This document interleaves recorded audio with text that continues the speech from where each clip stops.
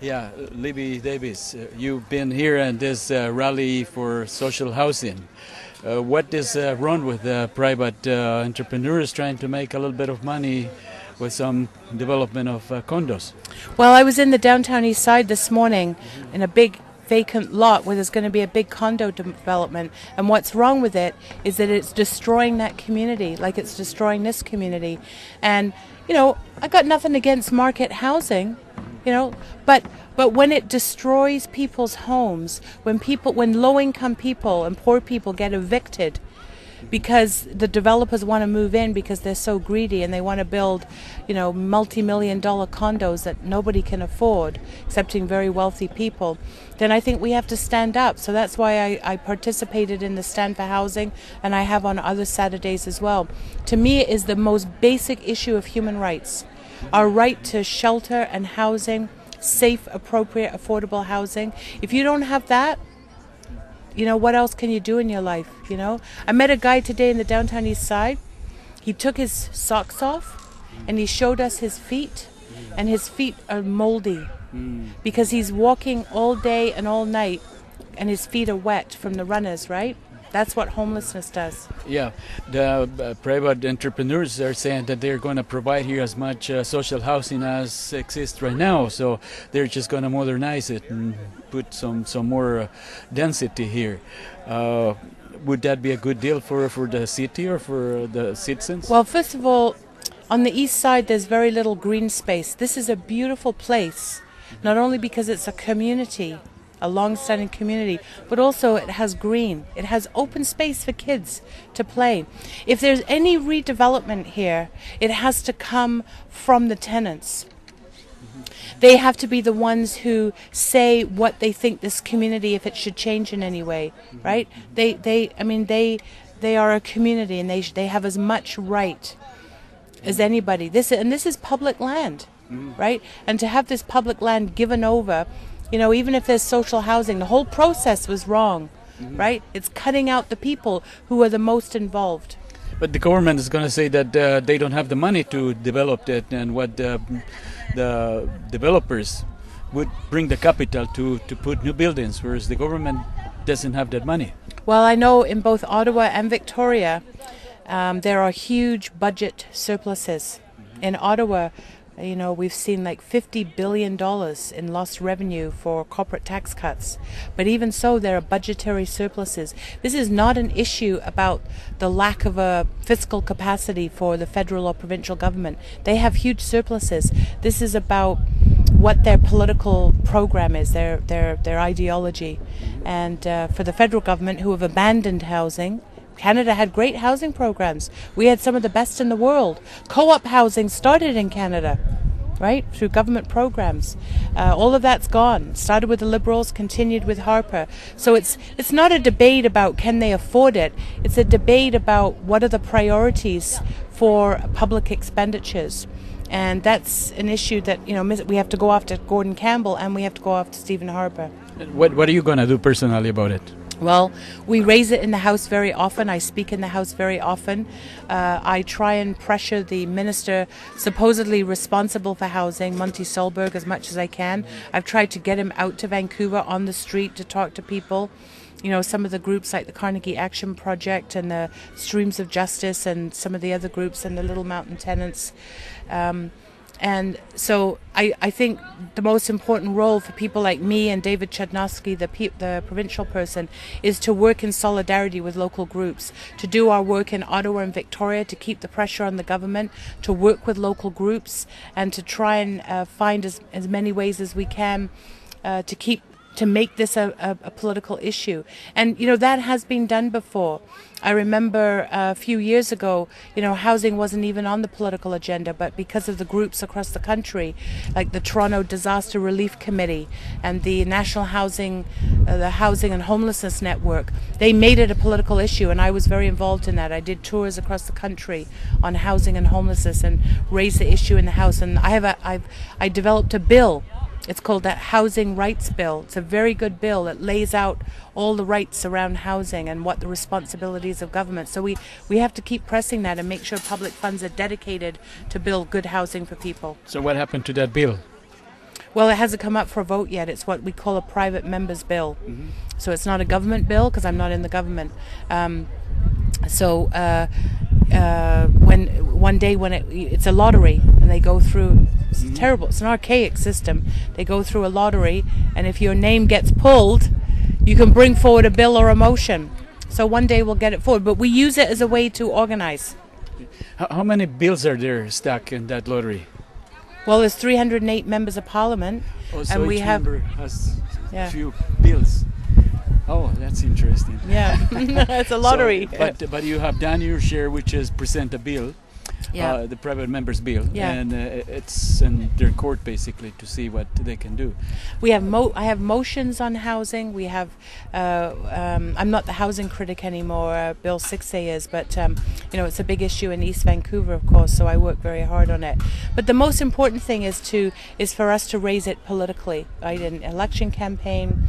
When we're elected, to make it always a key priority, and especially with the recent information that comes out from Stats Canada that shows that the distance between wealth and poverty in Canada is really widening.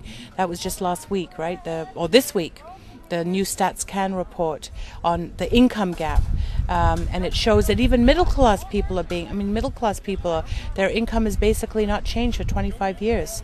So for working people generally, when we were down in the downtown east side this morning, we had people shouting out the car window saying, I'm working and I can't afford housing. So it's, it affects a whole number of people. But here provincially, Gordon Campbell says the private partners are going to solve the problem, because if we need housing, they're going to bring social housing from the private partners. They never have. I mean, the private market is about a good profit. I mean, real estate is a gold mine, right? These developers, they see the downtown east side as just a gold mine for development, and so the market housing has never helped people on low income. I mean, there should be bylaws and rules that force them to dedicate a certain amount of social housing. Even in the United States they have that. San Francisco, for example, has very good bylaws and rules about requiring developers, mandating them and requiring them by law for a percentage. But we need to see that kind of thing here. So yes, we should be, because there's big profits that come out of redevelopment and rezonings, right? If this is rezoned and it's, big towers, there's a huge profit involved. But this is a very unique situation at Little Mountain, because this is public land already, and this is a community, as we've heard, for 50 years, more than 50 years, generations of families who have grown up here. And so I believe that the process itself was very bad. Anything else you want to say? No, that's good. Well, thank you very much for your time. Thank you, Pedro.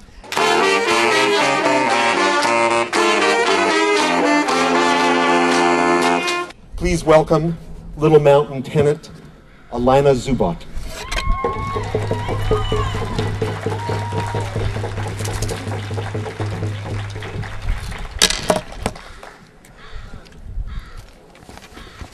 Good afternoon. My name's Alana Zubot. I live here at Little Mountain Housing. My family's lived here for the past 7 years, and this is our community. My children go to General Brock School. I attend Langara College. We pay 30% of our income for a 3-bedroom townhouse, and this has been a very wonderful and safe community to raise children.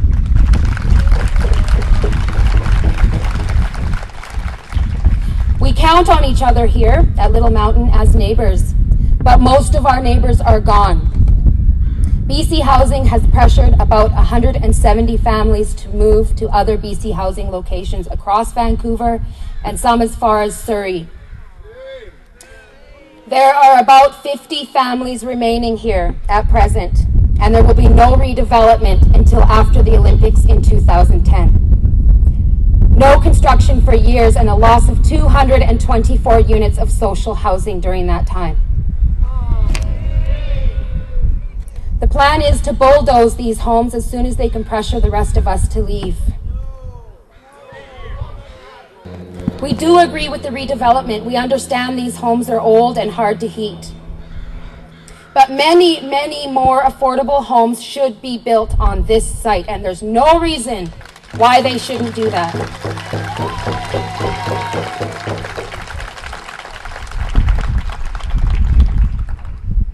development could and should be a model of how social housing can be.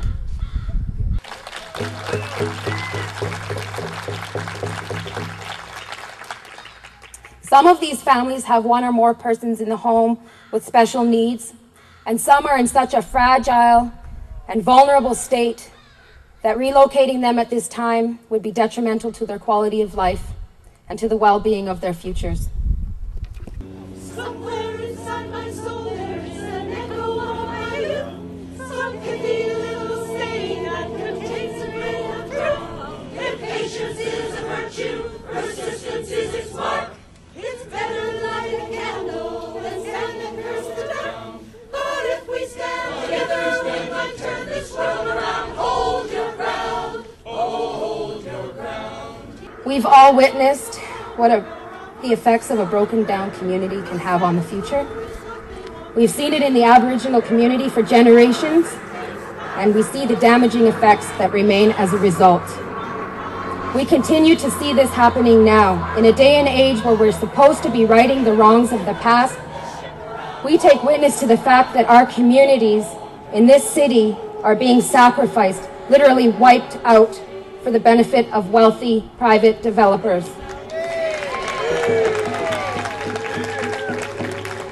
And who in the end will pay the price for the decisions that our government make for us today?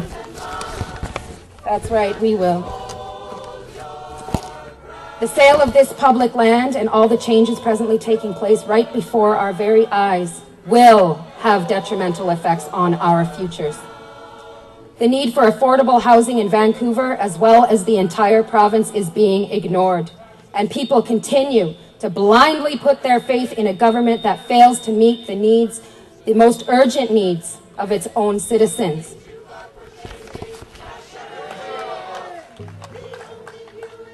And thinking about the sale of this land, this public land, brought me back to an ancient native saying about how we do not own the land. We are simply borrowing the land from our children, because they are the ones that hold the future.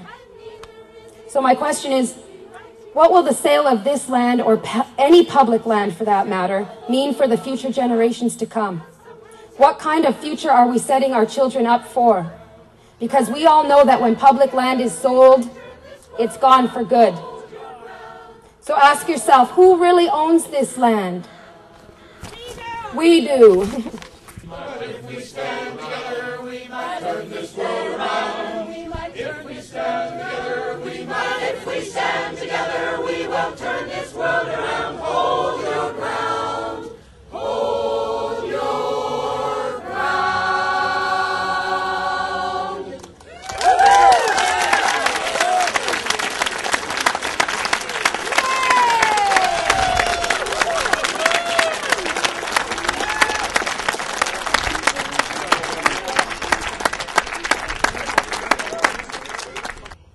It's my pleasure to introduce Little Mountain tenant Ingrid Steenhuisen.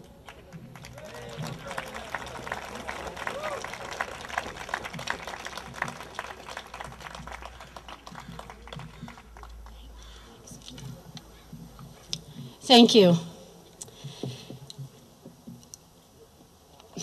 I'm born and raised in this community, and my family has lived here since 1957.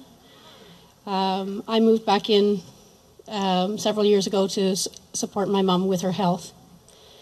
We, the tenants of Little Mountain Housing, are not interchangeable parts, nor are we numbers to be moved from one column to another. We are a community.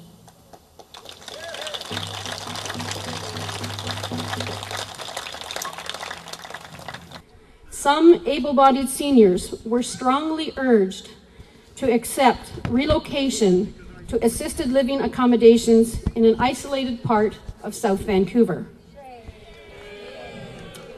These women are active, out in the community, participating in many community programs and supporting their neighbors and families. They do not need assisted living.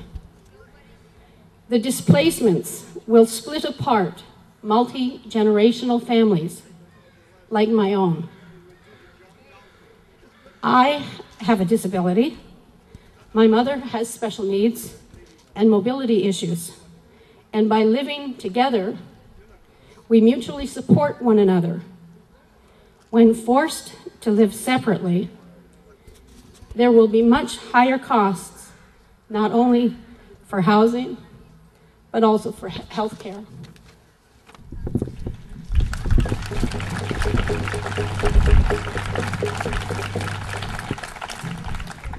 Our decades of service to this community means that this community is home because it has become an intrinsic part of our beings, intricately interwoven in who we are.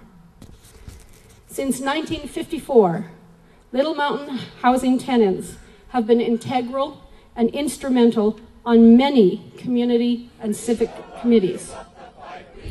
To name just a few of the contributions: the 1977 Neighborhood Improvement Program, the creation of Little Mountain Neighborhood House, the expansion of Riley Park Community Center, the creation of the Riley Park Branch Storefront Library on Main Street, the King Edward Bus Route, the pilot project Friday Free Skate, which led to the Leisure Access Pass for those on low incomes. I know all of this because I grew up here as the eldest of 7 children, and my mother has lived here since 1957. One of my sisters recently made this observation. Through the years, the people here have changed. The ethnicities have broadened, but the community and its spirit have remained the same.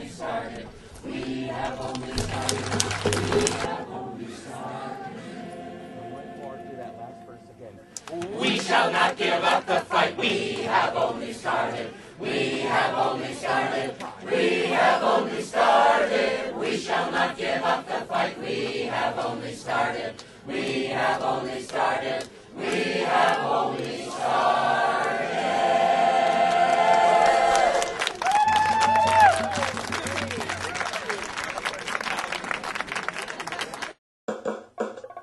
Do you want to change the world? Go beyond protesting.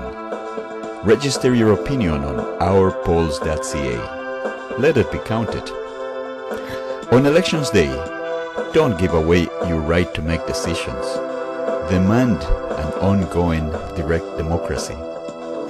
When you participate on our social consciousness, we will change the world.